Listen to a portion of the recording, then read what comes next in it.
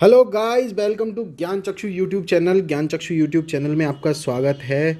और मैं हूं दीपांशु जैन। हम अपने इकोनॉमिक सर्वे की सीरीज़ को कंटिन्यू करेंगे। यहाँ पे फोर्थ यूनिट में हमने कहाँ तक पढ़ लिया था? वन डिस्ट्रिक्ट वन प्रोडक्ट तक हमने पढ़ लिया था। अब हम देखते हैं department of industries and commerce के बारे में।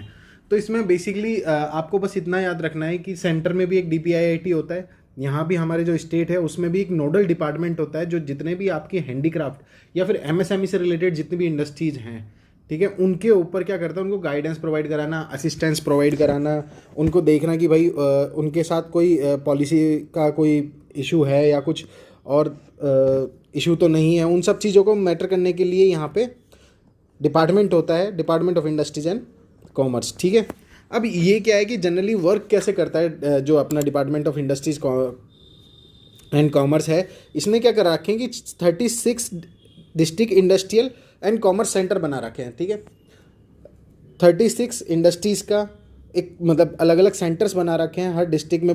ये अलग अलग डिस्ट्रिक्ट्स में भी हैं, कुछ सब डिस्ट्रिक्ट्स में भी हैं, और इसके अलावा इनके 8 सब सेंटर बने हुए हैं। क्या हुए हैं?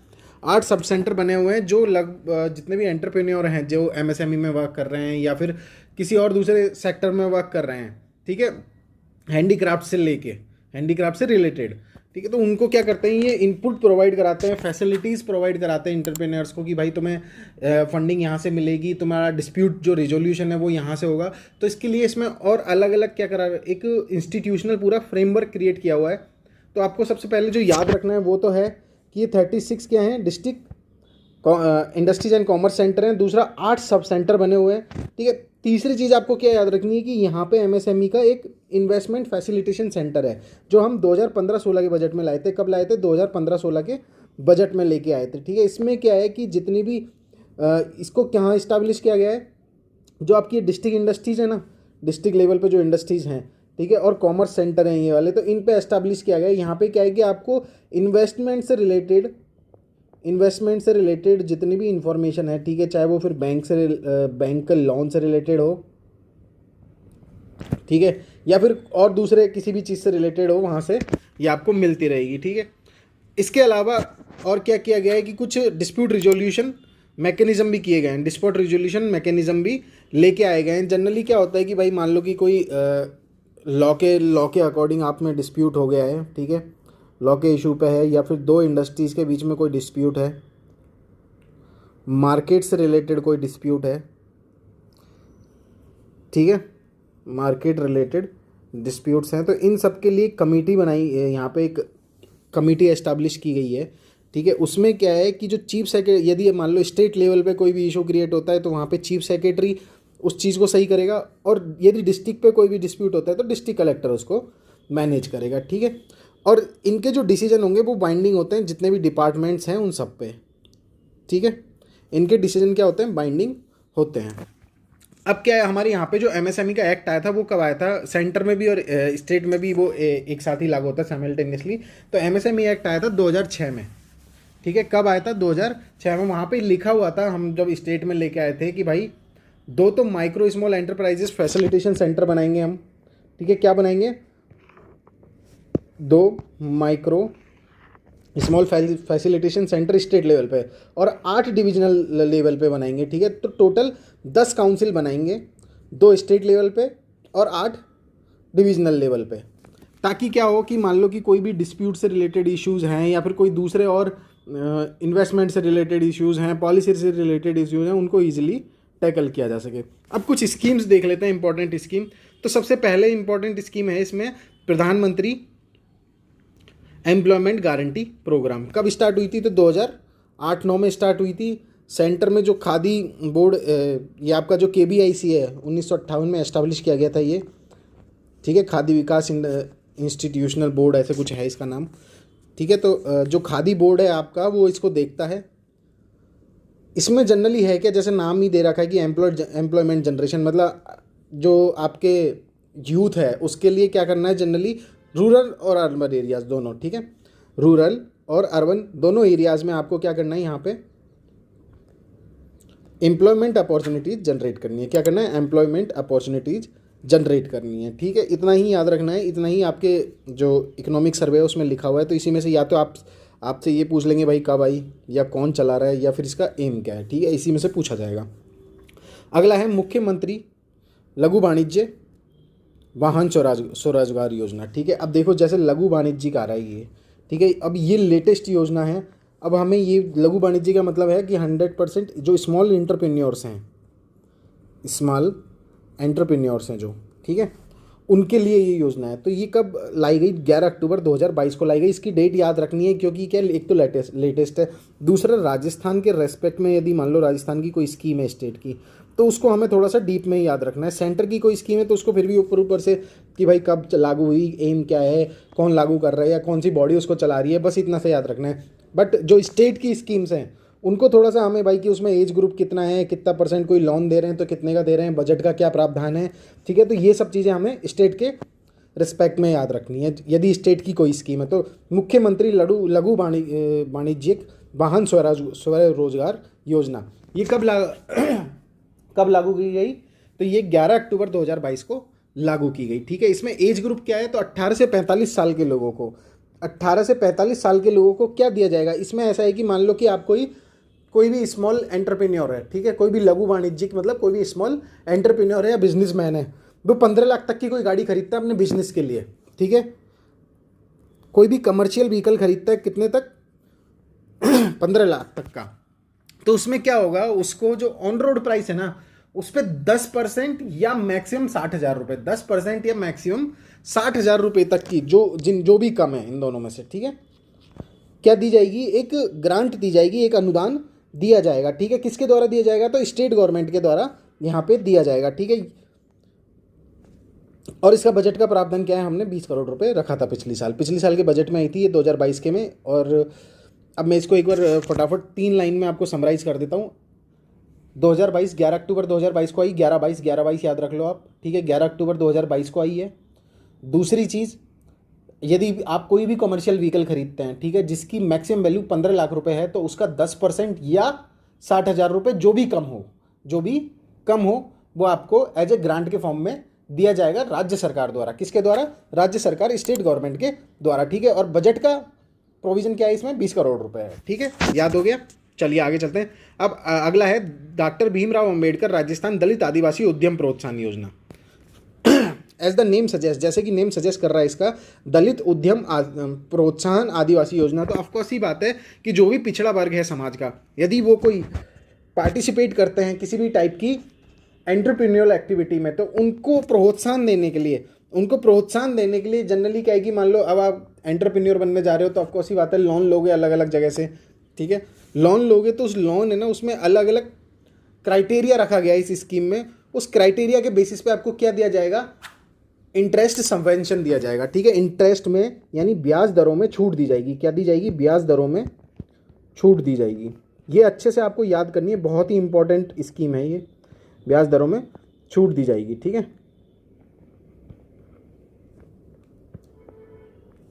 इसको एक बार अच्छे से लिख देता हूं मैं, इंटरेस्ट सबवेंशन। बस अगर आपको ये भी याद है ना कि भाई उद्यम प्रोत्साहन योजना एक इंटरेस्ट सबवेंशन स्कीम है, तो फिर ज़्यादा कुछ याद करने का नहीं है, आपको याद हो जाएगी। ये बहुत इंपॉर्टेंट स्कीम है, आपको इसको याद करना है। मोस्ट प्रोबेबली मेरे को लगता है कि एग्जाम में पूछी जाएगी। तो इसको कब नोटिफाइड किया गया? तो 8 सितंबर 2022 को इसको नोटिफाई किया गया। पहला तो यही फैक्ट है, सबसे पहले तो इसको याद रखना है। दूसरा क्या है कि भाई अपने जो SC ST हैं या फिर कोई भी जो पिछड़ा वर्ग है, ठीक है, उनके इफेक्टिव पार्टिसिपेशन को इंश्योर करने के लिए, ठीक है, इस स्कीम को लेके आया गया है, ठीक है। अब इसमें क्या किया जाएगा भाई? इंटरेस्ट सबवेंशन कैसे दिया जाएगा? तो जो 25 लाख रुपए तक का यदि कोई लोन देता है तो उसे 9% का सबवेंशन मिलेगा।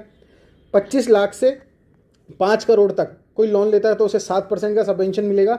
और कोई 5 करोड़ से 10 करोड़ तक का लोन लेता है तो उसे 6% का क्या मिलेगा? इंटरेस्ट सबवेंशन दिया जाएगा, ठीक है। अब इसमें क्या है, एक और इसमें एस्पेक्ट है कि भाई 3 तो ये कैटेगरी हो गई कि 25 लाख तक तो 9%, 25 लाख से लेके 5 करोड़ तक 7%, और 5 करोड़ से लेके 10 करोड़ तक 6% का इंटरेस्ट सबवेंशन दिया जा रहा है। उसके अलावा एक मार्जिन मनी का ग्रांट और दिया जाएगा, मतलब एक छोटा सा मनी ग्रांट और किया जाएगा 25% का, या फिर 25 लाख रुपए का, ठीक है। कितने का ग्रांट दिया जाएगा? 25% जो उसकी पूरी कॉस्ट आ रही है, जो उसकी पूरी कॉस्ट आ रही है इसकी, ठीक है, उसका 25% या 25 लाख रुपए का, जो भी मतलब कम हो उस हिसाब से, ठीक है। तो आपको ये चारों चीज़ें याद रखनी है कि भाई तीन तो इंटरेस्ट सबवेंशन हो गए कैटेगरी के हिसाब से, और एक क्या हो गया आपका, तो आपको क्या दिया जाएगा यहाँ पे, तीन तो इंटरेस्ट सबवेंशन हो गए और एक क्या होगी आपकी ग्रांट हो गई, ठीक है, याद रहेगा ये। अब यहाँ पे हमने एक टारगेट भी लिया है कि हम 1000 बेनिफिशरीज 2022-23 ईयर जो हमारा फाइनेंशियल ईयर है उसमें हम क्या करेंगे, यहाँ पे 1000 बेनिफिशरीज को यानी 1000 लोगों को टारगेट करेंगे, ठीक है। ये सब वही आपको पता है कि भाई इंडस्ट्रियल डिस्ट्रिक्ट इंडस्ट्रीज और कॉमर्स सेंटर के अंदर आता है, ठीक है। चलिए आगे चलते हैं। अगला है भाई कॉर्पोरेट सोशल रेस्पॉन्सिबिलिटी, बहुत ही इंपॉर्टेंट स्कीम, ठीक है। अब क्या क्या कि पहले तो क्या था कि जब CSR एक्ट नहीं आया था तब तक क्या था कि ये इतना कंपलसरी नहीं था, ठीक है। इसको बस डिफाइन कर दिया गया था कंपनीज एक्ट 2013 में, लेकिन कंपल्सन नहीं था। लेकिन सेंटर में CSR एक्ट आने के बाद इसको क्या कर दिया है, इसको कंपलसरी कर दिया है कि कुछ क्राइटेरिया दे दिए। क्राइटेरिया क्या है कि यदि नेटवर्थ किसी भी कंपनी की नेटवर्थ 500 करोड़ रुपए है, ठीक है, या टर्नओवर 1000 करोड़ रुपए है, या उसका नेट प्रॉफिट 5 करोड़ रुपए है, ठीक है, या उससे ज़्यादा है किसी भी फाइनेंशियल ईयर में, तो यहाँ पे क्या करेंगे कि इस कंपनी के जो नेट 3 साल का जो प्रॉफिट होगा, नेट 3 साल का जो प्रॉफिट होगा उसका एवरेज निकाल के, ठीक है, कितने का, 3 साल का एवरेज निकाल के, 3 साल के प्रॉफिट का एवरेज निकाल के, ठीक है, उसका 2% जो पार्ट है, उसका 2% जो पार्ट है वो क्या करना है, इन्हें CSR यानी कॉर्पोरेट सोशल रेस्पॉन्सिबिलिटी में देना है, यानी किसी भी सामाजिक कार्य में लगाना है, ठीक है। तो ये मैंडेटरी कब से किया गया, CSR एक्ट के थ्रू ये इसको मैंडेटरी किया गया है कि भाई हर कंपनी को जो ये तीनों क्राइटेरिया फॉलो कर रही है उसको CSR में पार्टिसिपेट करना नेसेसरी है, ठीक है। ये तीनों कंडीशन आप याद रख लीजिए, ये 100% मेरे को लगता है, क्योंकि अभी तक पूछी नहीं गई हैं RS के एग्ज़ाम में, तो हो सकता है या तो प्रीलिम्स में पूछ लें या मेंस में पूछ लें। मेंस में आएगा तो 5 नंबर में आएगा, 2 नंबर या 5 नंबर में आएगा, और प्रीलिम्स में आया तो सीधा सीधा एक क्वेश्चन इससे पूछा जाएगा, ठीक है। अब राजस्थान में क्या हुआ कि जब 2019 का एक्ट आया तो हम लोग भी हमारे यहाँ पे राजस्थान में क्या किया कि एक अथॉरिटी बनाई, Rajasthan corporate social responsibility authority, ठीक है। इसको याद रखेंगे, इसका गठन कब हुआ था, 5 नवंबर 2019 को हुआ है। बहुत ही इंपॉर्टेंट है कि राजस्थान में CSR अथॉरिटी कब बनी, तो राजस्थान में CSR अथॉरिटी का गठन 5 नवंबर 2019 को किया गया, ठीक है। ये जनरली क्या करती है कि भाई मान लो कोई भी कंपनी CSR के थ्रू पैसे क्या करना चाहती है, डोनेट करना चाहती है, इन्वेस्ट करना चाहती है कहीं, तो ये क्या करती है, उनको गाइड करती है कि ये वाले इंफ्रास्ट्रक्चर प्रोजेक्ट चल रहे हैं गवर्नमेंट के, या फिर ये सोशल प्रोजेक्ट चल रहे हैं, आप इनमें क्या कर सकते हो, पैसे डोनेट कर सकते हो, ठीक है, या इन्वेस्ट कर सकते हो। तो इस तरह से राजस्थान कॉर्पोरेट सोशल जो अथॉरिटी है, CSR अथॉरिटी है, उसका काम है, याद हो जाएगी ये। चलिए आगे चलते हैं। अब 2-3 छोटी छोटी स्कीम है कि भाई इंडस्ट्रियल प्रमोशन कैंप लगते हैं हर साल। तो ये क्या है कि ये जो आपका डिपार्टमेंट है इंडस्ट्रियल कॉमर्स वाला, ठीक है, ये क्या करता है हर साल डिस्ट्रिक्ट और पंचायत समिति लेवल पे, कहाँ पे, डिस्ट्रिक्ट और पंचायत समिति लेवल पे ऐसे इंडस्ट्रियल प्रमोशन कैंप आयोजित करवाता है, जहाँ पे लोगों को जनरली क्या होता है कि अवेयर करवाया जाता है, लोगों को भी बोल सकते हैं, या फिर जो आपके एंटरप्रेन्योर्स हैं उनको अवेयर करवाया जाता है कि भाई ये नई नई चीज़ें आ रही हैं मार्केट में, नई टेक्नोलॉजी आ रही है, आप इनको इम्प्लीमेंट कर सकते हैं, गवर्नमेंट की कोई पॉलिसी चल रही है, कोई स्कीम चल रही है, तो उससे अवेयर करवाया जाता है। आपको बस ऊपर से इसको याद रखना है, इसको मुश्किल है कि प्रीलिम्स में पूछे, लेकिन मेंस में आप लिख सकते हो इसको कहीं भी। अब क्या है कि यहाँ पे एक आर्टिसन आइडेंटिटी कार्ड भी बनाने की बात चल रही थी पिछले साल, ठीक है, कि जितने भी डिस्ट्रिक्ट इंडस्ट्री और कॉमर्स सेंटर हैं, कितने हैं अभी ऊपर बताया था मैंने, 36 हैं, ठीक है। ये क्या करेंगे कि आपके एरिया में जितने भी, ठीक है, आपके डिस्ट्रिक्ट में, आपके एरिया में जितने भी आर्टिसंस हैं, ठीक है, जिनकी उम्र 18 साल से ऊपर है, कितनी है, 18 साल से ऊपर है, उनका एक आइडेंटिटी कार्ड बनवाएंगे। क्या बनवाएंगे, आइडेंटिटी कार्ड, ताकि उनको रोजगार के अवसर इजीली प्राप्त हो सके, बस इसका यही उद्देश्य है, ठीक है। अब सबसे इंपॉर्टेंट स्कीम आती है पूरे पेपर की, मतलब मैं मानता हूँ कि इसको पिछली बार मेंस में पूछा गया था 10 नंबर में, ठीक है, राजस्थान इन्वेस्टमेंट प्रमोशन स्कीम। इसको पिछली बार 10 नंबर में इकोनॉमिक्स के पेपर में मेंस में पूछा गया था, ठीक है। तो यहाँ पे क्या है कि ये स्कीम क्या है, क्या प्रोविज़न है। इसको 2022 में फिर से रिन्यू किया गया है, इसको 2022 में रिन्यू किया गया है स्कीम को, तो इसको अच्छे से देख लेंगे, ठीक है। इसमें जनरली क्या है कि भाई 2019 में इसको लॉन्च किया गया था पहली बार, ठीक है। क्या था इसमें कि जो आपके इंडस्ट्रियल डेवलपमेंट है, ठीक है, उसको रैपिड और सस्टेनेबल बनाना, ठीक है, उसको रैपिड और सस्टेनेबल बनाना। इसमें है क्या, तो इसमें क्या है कि भाई कुछ प्रोविज़न थे कि यदि आप कोई भी नई यूनिट या फिर कोई नया स्टार्टअप करते हो, ठीक है, तो उसमें लगभग 75% तक आपको क्या होगा, जो स्टेट जीएसटी होगा, ठीक है, उसमें 75% तक हम क्या कर देंगे, छूट दे देंगे। उसके अलावा इलेक्ट्रिसिटी टैक्स में छूट दे देंगे, स्टैंप ड्यूटी में छूट दे देंगे, मार्केट फ़ी जो है, जो आपकी मार्केट फ़ीस लग रही है, ठीक है, जो गवर्नमेंट मार्केट फ़ीस लेती है, उसमें 100% तक क्या कर देंगे, छूट दे देंगे। कितने सालों के लिए, 7 सालों के लिए, 7 ईयर्स के लिए। Electricity tax, stamp tax, market fees, ठीक है, उनमें क्या कर देंगे, छूट दे देंगे किसी भी नए इन्वेस्टमेंट मैन्युफैक्चरिंग सेक्टर में या सर्विस सेक्टर में। यहाँ पे ध्यान रखना कि मैन्युफैक्चरिंग और सर्विस सेक्टर दोनों की बात हो रही है, ठीक है, RIPS स्कीम में, राजस्थान इन्वेस्टमेंट प्रमोशन स्कीम में। ST SC के लिए special doctor Bhimrao Ambedkar special package बनाया है इसी में, ठीक है। और ये अपने स्टेट गवर्नमेंट की एक फ्लैगशिप स्कीम है। क्या है, एक फ्लैगशिप स्कीम है। अब इसमें क्या किया गया है कि 2022 में कुछ प्रोविज़न और ऐड किए गए हैं, जो मैं आपको बता देता हूँ यहाँ पे कि 2022 वाली स्कीम कब लॉन्च की गई, 7 अक्टूबर 2022 को लॉन्च की गई। जो इसका एम है, इसका ऑब्जेक्टिव है, वही सेम पहले की तरह ही है। बस उसमें क्या लिख दिया गया है कि जो हमने RIPS स्कीम 2019 थी उसको और भी कॉम्प्रिहेंसिव, ठीक है, बनाएंगे, ताकि ईजी और रैपिड तरीके से, सस्टेनेबल तरीके से हमारी इंडस्ट्री उसका डेवलप हो सके, ठीक है, हमारी इंडस्ट्रीज़ का डेवलपमेंट हो सके, ठीक है। अब RIPS का मेन ऑब्जेक्टिव क्या है 2022 का, 2022 का ये है कि हमने यहाँ पे क्या किया, उधर तो हमने सिर्फ छूट दी थी, यहाँ पे क्या किया, हमने टारगेट भी दे दिया। टारगेट कैसे दे दिया कि भाई हमें 15% एनुअल ग्रोथ दिखानी है, किसमें, मैन्युफैक्चरिंग और सर्विस सेक्टर में। सर्विस सेक्टर में 15% एनुअल ग्रोथ का डेवलपमेंट करना है, ठीक है। Balance and inclusive regional development, ठीक है, फालतू बात है। Creation of employment opportunities for 10 lakh people, 10 lakh लोगों के लिए 2027 तक एम्प्लॉयमेंट अपॉर्चुनिटीज़ बनानी है। उसके अलावा बहुत सारे इनोवेटिव एरियाज़ हैं, जैसे ग्रीन हाइड्रोजन हो गया, अल्टरनेटिव एनर्जी हो गई, मेडिकल डिवाइसेज हो गए, ठीक है। उनमें क्या करना है, हमें इन्वेस्टमेंट लेके आना है, ठीक है, अलग अलग इंडस्ट्रीज़ उसमें लगवानी है। उसके लिए इन्होंने क्या किया, इंसेंटिव का प्रावधान किया हुआ है, ठीक है। और promotion of the environment protection efforts, इसकी बात हो गई है। उसके अलावा इन्होंने क्या किया कि 8 कैटेगरीज में जो बेनिफिट है उनको 8 कैटेगरी की इंडस्ट्रीज़ में बांटा है। कौन कौन सी होंगी, मैन्युफैक्चरिंग होंगी, सर्विस होंगी, सनराइज सेक्टर होंगे, MSME होगी, स्टार्टअप होगा, लॉजिस्टिक पार्क होगा, वेयर हाउसिंग, कोल्ड चेन होगी, R&D टेस्ट लैब और रिन्यूएबल एनर्जी प्लांट्स, ठीक है। पहले क्या था, ये सिर्फ ऊपर ऊपर से लिख दिया था कि मैन्युफैक्चरिंग और सर्विस सेक्टर। अब इसमें इन्होंने क्या किया है, इसको कैटेगराइज कर दिया है। क्या किया है, कैटेगराइज कर दिया और बोल दिया है कि भाई एडिशनल बेनिफिट जो ST SC हैं, वुमेन हैं, ठीक है, या दूसरे बैकवर्ड कास्ट हैं, ठीक है, बैकवर्ड कास्ट या क्लास हैं, उनके लिए हम क्या करेंगे कि एडिशनल बेनिफिट लेके आएंगे, ताकि हम इसको पूरे जो स्कीम है इसको थ्रस्ट मिल सके। अब इसमें क्या है कि उन्होंने क्या किया, 50 करोड़ का प्रावधान किया है। जो इंसेंटिव पैकेज है उसमें क्या किया है, 50 करोड़ का प्रावधान किया है। एग्जेम्पशन क्या किया है कि 7 साल तक हम वो इलेक्ट्रिसिटी ड्यूटी, मंडी फी, लैंड टैक्स, इसको तो माफ़ करेंगे ही करेंगे, ठीक है। स्टाम्प ड्यूटी में पहले 100% एग्जेम्पशन था, अब क्या है, 75% का तो एग्जेम्पशन है, लेकिन 25% का रीइंबर्समेंट है कि आप 25% दे दीजिए, वो आपको बाद में रीइंबर्स हो जाएगा।